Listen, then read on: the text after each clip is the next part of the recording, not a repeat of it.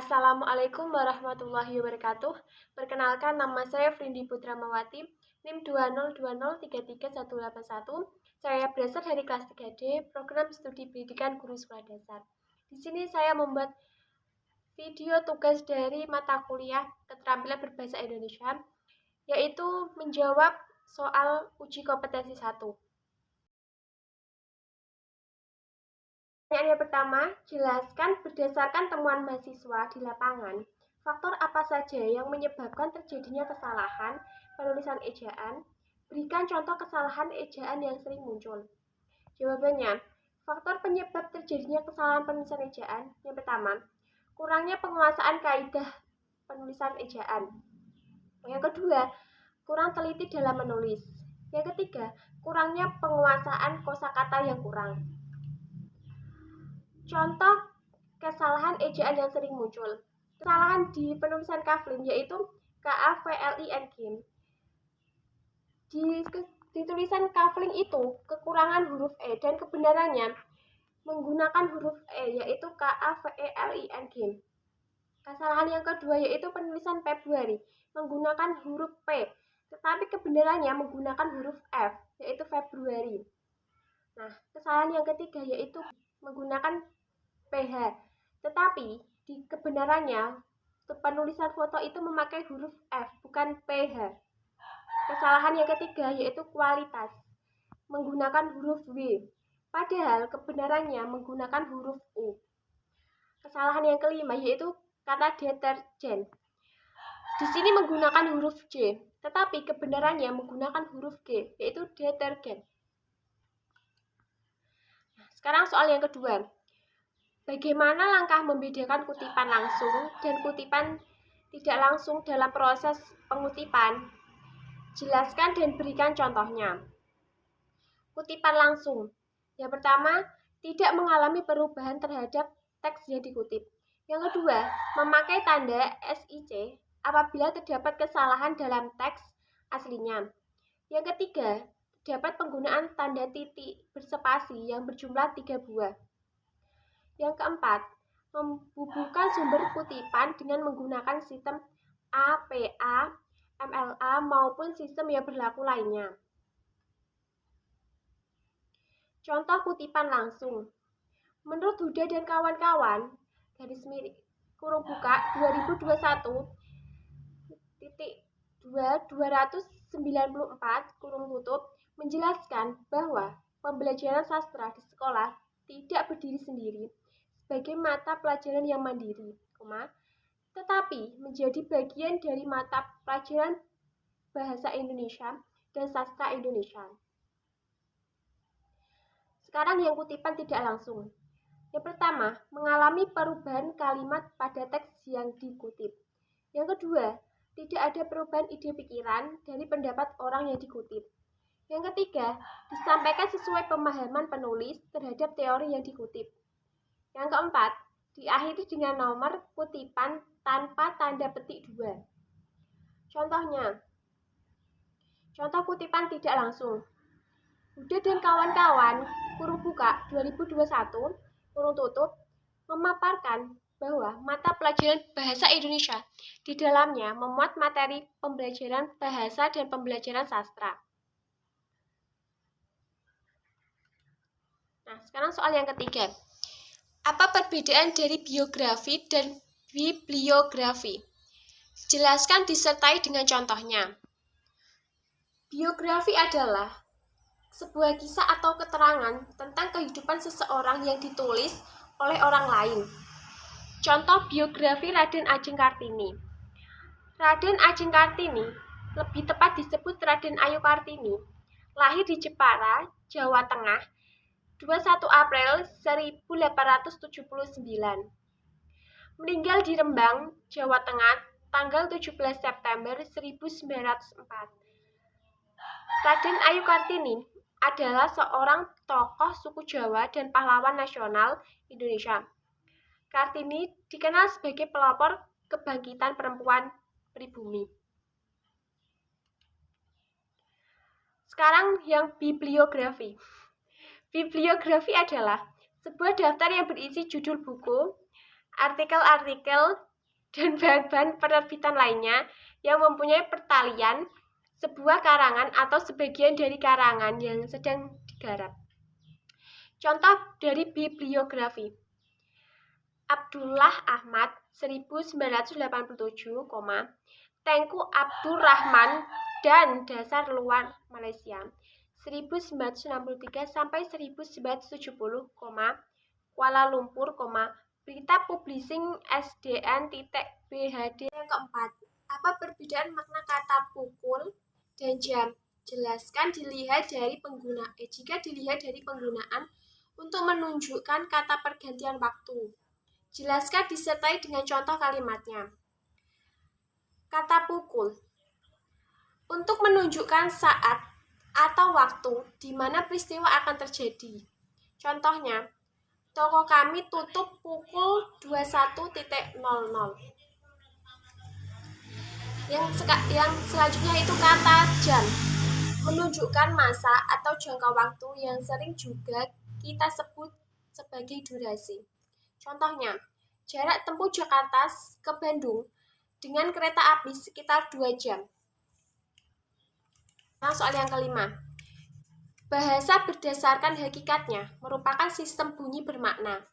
Jelaskan pernyataan tersebut dan apa kaitannya antara sistem bunyi bermakna dengan penggunaan bahasa. Bahasa merupakan sistem simbol bunyi yang bermakna dan berartikulasi yang bersifat arbitrter dan konvensional sebagai alat komunikasi yang dimiliki manusia, berupa sistem lambang bunyi yang berasal dari alat ucap atau mulut manusia. Kaitan antara sistem bunyi bermakna dengan pengguna bahasa yaitu sebagai alat komunikasi dan bahasa sering digunakan dalam berbagai konteks dan banyak makna. Soal yang keenam. Mengapa sering terjadi kesalahan penulisan tanda koma? Jelaskan disertai 5 contoh kesalahan tersebut. Karena tanda koma disalahkan penggunaannya pada pemisah unsur rincian dalam kalimat pada rincian terakhir yang biasanya diikuti kata penghubung sebelumnya tetapi diberi tanda koma. Contoh kesalahan yang pertama, aku hanya membawa buku, tas, dan pensil. Contoh kebenarannya, aku hanya membawa buku, tas, dan pensil.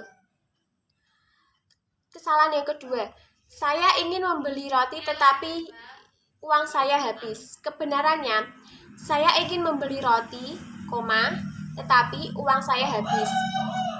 Contoh kesalahan yang ketiga, dia sangat pandai bergaul di luar rumah.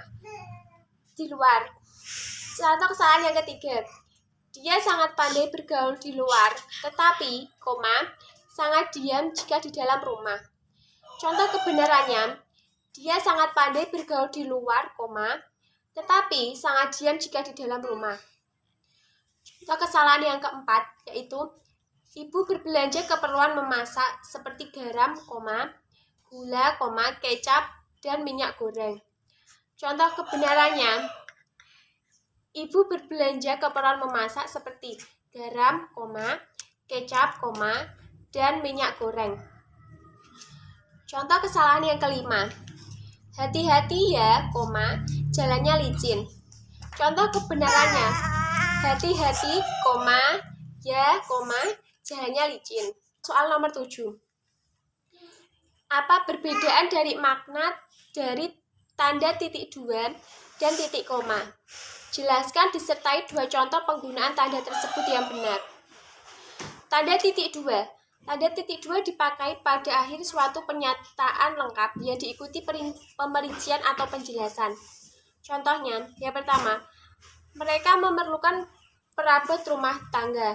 Titik 2, kursi, meja, dan lemari. Contoh yang kedua, hanya ada 2 pilihan bagi para pejuang kemerdekaan. Titik 2, hidup atau mati. Sekarang yang tanda titik koma. Tanda titik koma dipakai sebagai pengganti kata penghubung untuk memisahkan kalimat setara yang satu dari kalimat setara yang lain di dalam kalimat majemuk. Contohnya, pertama, hari sudah malam, titik koma, anak-anak masih membaca buku. Contoh yang kedua, ayah menyelesaikan pekerjaan, titik koma, ibu menulis makalah, titik koma, adik membaca cerita pendek. Soal yang ke-8, jelaskan mengapa sering terjadi kesalahan penulisan huruf miring. Berikan contoh kesalahan tersebut disertai dengan pembenarannya. Karena kurangnya pemahaman mengenai ejaan dalam bahasa Indonesia, akan tetapi bisa jadi karena kurang teliti dalam penulisannya. Bisa jadi seorang penulis kurang fokus atau konsentrasi dalam penulisan tersebut. Huruf miring juga dipakai untuk menunjukkan istilah atau kata yang berasal dari bahasa asing dan digunakan untuk menuliskan judul buku. Kesalahan yang pertama, saya sudah membaca buku Salah Asuhan karangan Abdul. Di situ tidak ada tanda miringnya. Kebenarannya, saya sudah membaca buku garis miring asuhan garis miring karangan Abdul Muiz. Kesalahan yang kedua, nama ilmiah sebuah mangga ialah Garcinia mangostana. Kesalahannya tidak memakai huruf miring. Kebenarannya, nama ilmiah buah mangga ialah Garcinia mangostana memakai huruf miring. Soal yang ke-9, jelaskan bentuk kesalahan penulisan konsonan dan vokal pada karya tulis ilmiah. Berikan contoh kesalahan tersebut disertai dengan pembenarannya. Konsonan adalah huruf yang fonem yang bukan vokal. Jumlahnya ada 21 huruf, yaitu B, C, D, F, G, H, J, K, L, M, N, P, Q, R, S, T, V, W, X, dan Z. Contoh penulisan yang salah. Sehingga para remaja dapat membentangi diri dari hal-hal negatif dalam penggunaan internet. Di situ penulisan yang salah di kata negatif menggunakan P. Contoh kebenarannya, sehingga para remaja dapat membentangi diri dari hal-hal negatif dalam penggunaan internet. Kebenarannya menggunakan huruf V. Contoh penulisan yang salah yang kedua, seorang tidak akan bisa melakukan aktivitas apapun apabila tubuhnya tidak sehat. Di situ penulisan aktivitas menggunakan F dan itu salah. Contoh penulisan yang benar, seseorang tidak bisa melakukan aktivitas apapun apabila tubuhnya tidak sehat. Dan kebenarannya menggunakan huruf V. Vokal adalah huruf yang melambangkan vokal dalam bahasa Indonesia. Terdiri atas 5 huruf, yaitu A, E, I, O, dan U. Contoh penulisan yang salah. Dokter itu sedang melakukan praktek menggunakan huruf E. Tetapi kebenarannya, dokter itu sedang melakukan praktik menggunakan huruf I. Contoh penulisan kesalahan yang kedua, Adi meminta maaf kepada ibu menggunakan huruf P. Itu tadi kesalahan yang kebenarannya, Adi meminta maaf kepada ibu. Maaf menggunakan huruf F, tidak